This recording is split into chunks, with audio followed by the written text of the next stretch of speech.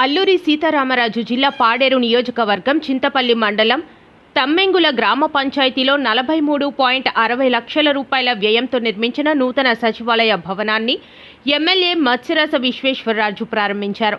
Ribbon cut చేసి కొబ్బరికాయ కొట్టి భవనాన్ని ప్రారంభించారు. ఈ సందర్భంగా ఆయన మాట్లాడుతూ ప్రజల వద్దకే పాలన తీసుకొచ్చిన ఘనత జగన్మోహన్ రెడ్డికి దక్కుతుందన్నారు. గతంలో చిన్న పనులకే మండల కేంద్రాలకు తిరగాల్సి వచ్చేదని ఇప్పుడు గ్రామ సచివాలయాల ద్వారా వేగంగా సేవలందుతున్నాయని తెలిపారు.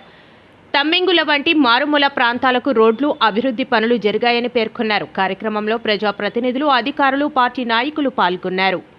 లేకపోతే జీకే వీధి సీలేరు నుంచి పాడేరు నుంచి ఉక్కంపేట పెదపల్లి అరకు నియోజకవర్గం కానీ పాడేరు నియోజకవర్గం నుంచి కానీ బయలుదేరి కేజీహెచ్కి తరలి వెళ్లే పరిస్థితి ఉండేది. కానీ జగన్మోహన్ రెడ్డి గారు అన్ని కూడా గుర్తించి మన పాడేరులోనే ఒక మెడికల్ కాలేజ్ నిర్మాణం చేపడితే ఇక్కడ విద్య అంటే వైద్య విద్యతో పాటు అంటే వైద్య అంటే ఒక ఎంబీబీఎస్ఏ కాదు, నర్సింగ్ కాలేజీలు వస్తుంది. అలాగే మెడికల్ కాలేజీకి అనుగుణంగా అక్కడ ఉన్నటువంటి మెడికల్ సదుపాయాలు అంటే వైద్య సదుపాయాలన్నీ కూడా ఇక్కడే మల్టీ స్పెషాలిటీ సేవలంతా కూడా ఇక్కడ పాడేరులోనే అందుబాటులో వస్తుందనే ఒక సదుద్దేశంతో మెడికల్ కాలేజీ కూడా 500 కోట్లు రూపాయలు వెచ్చించి పాడేరులో మెడికల్ కాలేజీ నిర్మాణం చేపట్టింది.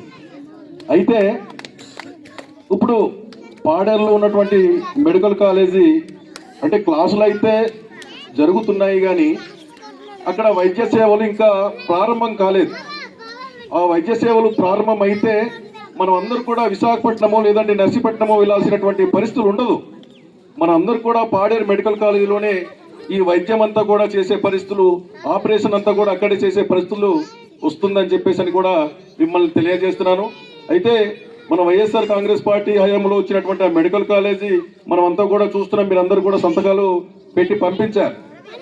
అంటే వీళ్ళు ఏం చేస్తున్నారు అంటే ప్రైవేట్ వ్యక్తులకి ఉపచెప్పిద్దామని చెప్పేసి చూశారు. కానీ మన రాష్ట్రంలో ఉన్నటువంటి ప్రజలందరూ కూడా ఈ 1 కోటి సంతకాలు సేకరించి అది గవర్నర్ గారికి మనం అందించే కార్యక్రమం కూడా మనం అంతా కూడా చేయడం జరిగింది. ఏదైతే 1 కోటి సంతకాలు సేకరించి గవర్నర్ గారికి అందించేమో ఎవరు కూడా ఈ టెండర్లు అంటే ఈ టెండర్ని పార్టిసిపేట్ చేసే అవకాశం లేకుండా వాళ్ళందరూ కూడా వెనక్కి తగ్గినటువంటి పరిస్థితులు ఉన్నాయి. కాబట్టి మనమైతే ముందుగా మెడికల్ కాలేజీ త్వరితగతిన పూర్తయి వైద్య సేవలు కూడా అక్కడ అందించాలని చెప్పేసి మనమైతే కోరుతున్నాం. ఖచ్చితంగా ప్రతి పేద మధ్యతరగతి ప్రజలందరూ కూడా వైద్య సేవలు పాడేరులోనే అందాలని చెప్పేసి మన వైఎస్ఆర్ కాంగ్రెస్ పార్టీ మనం కోరుతున్నాం. అదే రకంగా మన ప్రాంతంలో చూసుకుంటే మన చింతపల్లిలో 100 పడకల ఆసుపత్రి కూడా నిర్మాణం అప్పుడు శరవేగంగా జరిగింది. ఇప్పుడు ఈ మధ్యనే నత్తనడుకునక్కడ సాగుతున్నటువంటి పరిస్థితులు ఈరోజు మనం చూస్తున్నాం. అంటే జగన్మోహన్ రెడ్డి గారు ఏంటంటే ప్రతి పేదవాడు బాగుండాలి, ప్రతి పేద విద్యార్థి కూడా ఉన్నత విద్యను అభ్యసించి మంచి ఉన్నత స్థానంలో ఉండాలని చెప్పేసి గౌరవ జగన్మోహన్ రెడ్డి గారి ఆలోచన. కానీ ఈరోజు మనం చూస్తున్నాం ప్రస్తుతం నడుస్తున్నటువంటి ప్రభుత్వంలో మనకున్నటువంటి ఏదైతే ఖనిజ సంపద ఉందో అది దోచుకుపోవడానికి తప్ప మన పేద మధ్యతరగతి ప్రజలందరూ కూడా బాగుండాలని చెప్పేసి కోరుకునేటువంటి పరిస్థితులు ఎక్కడ కూడా కనిపించడం లేదు. కాబట్టి మీరందరూ కూడా ఒకసారి గమనించమని చెప్పేసి నేనైతే కోరుతున్నాను. మళ్ళీ జగన్మోహన్ రెడ్డి గారు 2029లో ముఖ్యమంత్రి అవుతారు. రాష్ట్రంలో ఉన్నటువంటి ప్రజలందరికీ కూడా మంచి జరుగుతుంది. జగన్మోహన్ రెడ్డి గారు వస్తేనే మనలాంటి పేద బడుగు బలహీన వర్గాలందరూ కూడా మంచి జరుగుతుందని చెప్పేసి మిమ్మల్ని అందరినీ కూడా హృదయపూర్వకంగా కోరుకుంటూ రేపు జరుగుతున్నటువంటి సార్వత్రిక ఎన్నికల్లో ఖచ్చితంగా మనలో ఎవరైతే మంచి అభ్యర్థులు ఎవరైతే ఉన్నారో వాళ్ళని ఖచ్చితంగా వైఎస్ఆర్ కాంగ్రెస్ పార్టీ బలపరిచినటువంటి అభ్యర్థుల్ని గెలిపించండి. ఖచ్చితంగా రానున్న కాలంలో మన ప్రాంత ప్రజానికానికి అంతా కూడా మంచి జరుగుతుంది. ఇప్పుడు ఏదైతే కూటమి ప్రభుత్వం చేస్తున్నటువంటి ఈ కుటిల ప్రయత్నాలు ఏదైతే ఇప్పుడు మన బాక్సైట్ కి ఈ గడిచినటువంటి వైఎస్ఆర్ కాంగ్రెస్ పార్టీ హయాంలో లేనటువంటి బాక్సైట్ ని మళ్ళీ తెర మీద తీసుకొచ్చినటువంటి పరిస్థితులు ఉన్నాయి. దాన్ని ఉద్దేశించి రేపు 22వ తారీఖున అంటే రేపు పాడేరు మోదకొండమ్మ అమ్మవారి ఆలయ ప్రాంగణంలో అన్ని ప్రజా సంఘాలు అన్ని రాజకీయ పార్టీలతో కలిసి రేపు మనమైతే ఏం చేయాలి, ఎలా ముందుకు వెళ్ళాలని చెప్పేసి ఒక కార్యక్రమాన్ని కూడా తలపెట్టడం జరిగింది.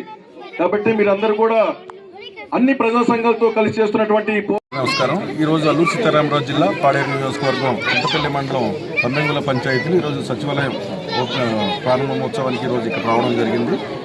అయితే మన అందరికీ తెలుసు, ఈరోజు గడిచినటువంటి 5 సంవత్సరాల పరిపాలన కాలంలో గౌరవ మాజీ ముఖ్యమంత్రి వర్యులు శ్రీ జగన్మోహన్ రెడ్డి గారు ఈ సచివాలయ వ్యవస్థ అనేది తీసుకురావడం జరిగింది. సచివాలయ వ్యవస్థ ద్వారా గతంలో ఎవరికి ఏ సమస్య వచ్చినా, ఏ సర్టిఫికేట్ కావాలన్నా, ఏ సమస్య ఉన్నా సరే మండల కేంద్రంలో ఉన్నటువంటి ఎంఆర్ఓ ఆఫీస్ కానీ ఎంపీడీఓ ఆఫీస్ కానీ వెళ్ళేటటువంటి పరిస్థితులు గతంలో ఉండేవి.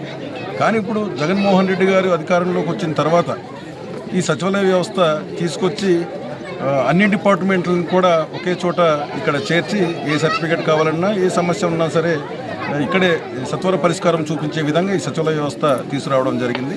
అయితే ఈ సచివాలయ వ్యవస్థ ఏదైతే ఉందో అందరినీ కూడా వినియోగించుకోవాలని చెప్పేసి ఇక్కడ ఉన్నటువంటి ప్రజలందరినీ కూడా కోరడం జరిగింది.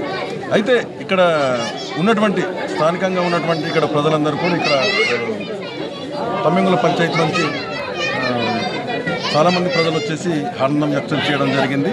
ఖచ్చితంగా ఇక్కడ గడిచిన 2 పర్యాయాలు కూడా వైఎస్ఆర్ కాంగ్రెస్ పార్టీ ఇక్కడ అభ్యర్థి సర్పంచ్గా గెలిపించడం జరిగింది.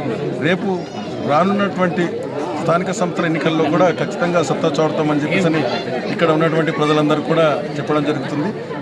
ప్రధానంగా గిరిజన ప్రాంతంలో ఉన్నటువంటి వైఎస్ఆర్ కాంగ్రెస్ పార్టీ శ్రేణులంతా కూడా కంకణం కట్టుకున్నారు. రేపు భవిష్యత్తులో జరగబోయేటటువంటి సార్వత్రిక ఎన్నికల్లో 29లో జరగబోయేటటువంటి సార్వత్రిక ఎన్నికల్లో ఖచ్చితంగా ఇక్కడ ఉన్నటువంటి స్థానికంగా ఉన్నటువంటి పెట్టినటువంటి ప్రజాప్రతినిధుల్ని అభ్యర్థులుగా మేము గెలిపించుకుంటాం. ఖచ్చితంగా జగన్మోహన్ రెడ్డి గారిని 29లో ముఖ్యమంత్రిగా చేసుకుంటామని చెప్పని ఖచ్చితంగా చెప్తున్నారు. అదే రకంగా ఈరోజు కూటమి అవలంబిస్తున్నటువంటి ప్రజా వ్యతిరేక విధానాలు ఏదైతే ఉందో ఇప్పుడు మనం చూస్తున్నాం. ఇటీవల కాలంలో ఈ గత జగన్మోహన్ రెడ్డి గారి హయాంలో లేనటువంటి బాక్సైట్ని మళ్ళీ తెర మీదకి తీసుకొచ్చి ఈరోజు ఇక్కడ ఉన్నటువంటి ఆదివాసీ ప్రజానికానికి అంతా కూడా గండి కొట్టే ప్రయత్నం ఈరోజు చేస్తున్నారు. ఖచ్చితంగా దీని మీద గిరిజన ప్రాంతంలో ఉన్నటువంటి ప్రజలందరూ కూడా తిరుగుబాటు చేయడానికి మేము సిద్ధంగా ఉన్నాం. ఎందుకంటే ఇటీవలే మేము ఒక మీడియా సమావేశం కూడా నిర్వహించినప్పుడు చెప్పడం జరిగింది. రేపు 22వ తారీఖున మేమంతా కూడా అన్ని ప్రజా సంఘాలు, ఆదివాసీ ప్రజా సంఘాలు, అన్ని పార్టీలంతా కూడా కలిసి ఒక సమావేశం అయితే ఏర్పాటు చేసుకున్నాం.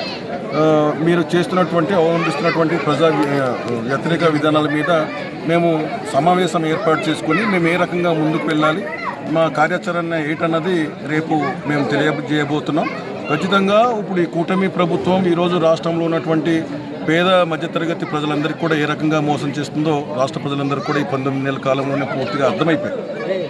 కాబట్టి ఎన్నికలు ఎప్పుడు వచ్చినా సరే, అది స్థానిక సంస్థల ఎన్నికలు కావచ్చు, సార్వత్రిక ఎన్నికలు కావచ్చు, ఏ ఎన్నికలు వచ్చినా సరే ఖచ్చితంగా ఇప్పుడున్నటువంటి కూటమి ప్రభుత్వానికి తిరుగుబాటు చేయడానికి ఇక్కడ ఉన్నటువంటి వైఎస్ఆర్ కాంగ్రెస్ పార్టీ రాష్ట్రంలో ఉన్నటువంటి జగన్మోహన్ రెడ్డి గారిని ముఖ్యమంత్రి చేసుకోవడానికి రాష్ట్ర ప్రజలందరూ కూడా సిద్ధంగా ఉన్నారనే విషయాన్ని ఈరోజు తెలియజేస్తున్నాం. మేము కోరుకునేది ఒకటే, ఇక్కడ రాష్ట్ర ప్రజలందరూ కూడా గమనించాల్సినటువంటి విషయం ఒకటి ఉంది. ఈరోజు జగన్మోహన్ రెడ్డి గారు రాష్ట్ర ప్రజలందరికీ కూడా చేసినటువంటి పరిస్థితుల్లో ఈరోజు ఇప్పుడున్నటువంటి కూటమి ఈ నాయకులు కానీ ఈ చంద్రబాబు నాయుడు గారు